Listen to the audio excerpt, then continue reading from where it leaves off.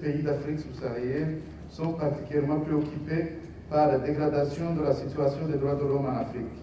Les événements récents, violences constatées lors des élections, intimidation des défenseurs des droits de l'homme, menaces lors de ces élections, intimidation des défenseurs des droits de l'homme, menaces terroristes constantes fragilisent sans cesse les acquis de la Commission et les droits fondamentaux sur lesquels elle travaille depuis plus de 30 ans.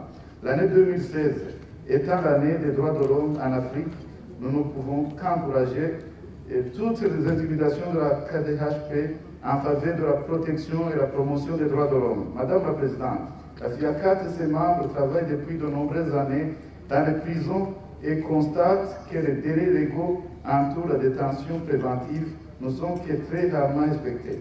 Les personnes placées en détention préventive constituent plus de 50% de la population carcérale dans la plupart des pays africains.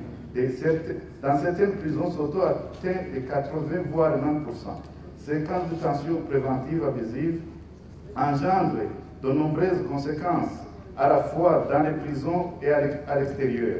Tout d'abord, le non-respect des délais légaux de détention provisoire augmente annuellement la surpopulation carcérale, entraînant une réduction des ratios alimentaires et de l'espace pour les détenus, favorisant le développement de maladies et diminuer l'accès aux soins.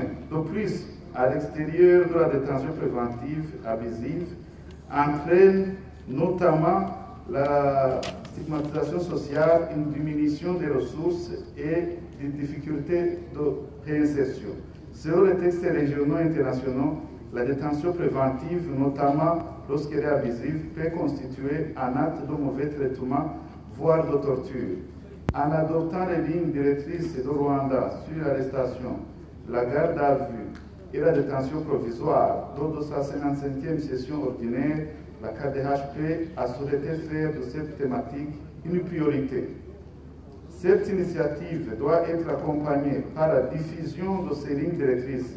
La FIACAT s'y est engagée avec son réseau et participe activement à la formation et au monitoring dans les prisons en Afrique pour prévenir les actes de torture. Elle a aussi contribué en 2015 à la libération de plus de 100 prévenus en situation de détention abusive au Bénin et en Côte d'Ivoire. Madame la Présidente, concernant la peine de mort, la FIACAT est préoccupée par les lois antiterroristes adoptées notamment par le Cameroun et le Tchad.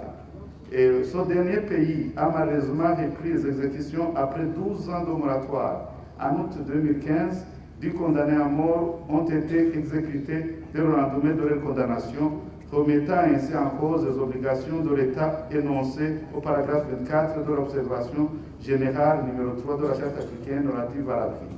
Parallèlement, la FIACAT note plusieurs évolutions positives concernant la peine de mort en Afrique. La tendance actuelle est à une diminution du nombre de condamnations et d'exécutions. De plus, si la procédure utilisée reste fortement discutable, la République du Congo a aboli la peine de mort par référendum en octobre 2015. Toujours en 2015, Madagascar a aussi aboli la peine de mort et en Côte d'Ivoire a retiré son code pénal toute référence à la peine de mort.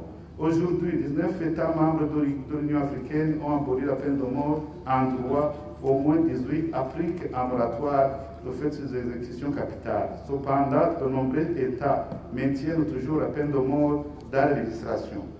Il est donc du devoir de la Commission d'encourager tous les États membres à abolir la peine de mort et à adopter un texte régional renforçant l'article 4 de la Charte africaine. La FIACAT, en partenariat avec la Coalition mondiale contre la peine de mort et la FIDH, en collaboration avec le groupe de travail sur la peine de mort en Afrique. Madame la Présidente, la FIACAT souhaite en fait interpeller une nouvelle fois la Commission sur la crise que traverse actuellement le Burundi. Depuis l'annonce du président Nkurunziza de briguer un troisième mandat, la situation n'a cessé de se dégrader. Les manifestations ont été violemment réprimées et les opposants et organisations de défense des droits de l'homme sont victimes de représailles, d'actes de torture ont été exécutés.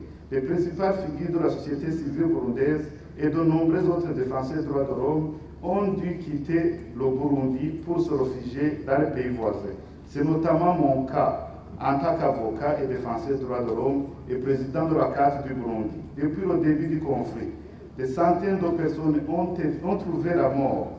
De récents rapports font état de charniers découverts dans les différentes régions du pays. Malgré les récentes visites de la Commission africaine des droits de l'homme et des peuples, du secrétaire général des Nations Unies et d'une délégation plus haut niveau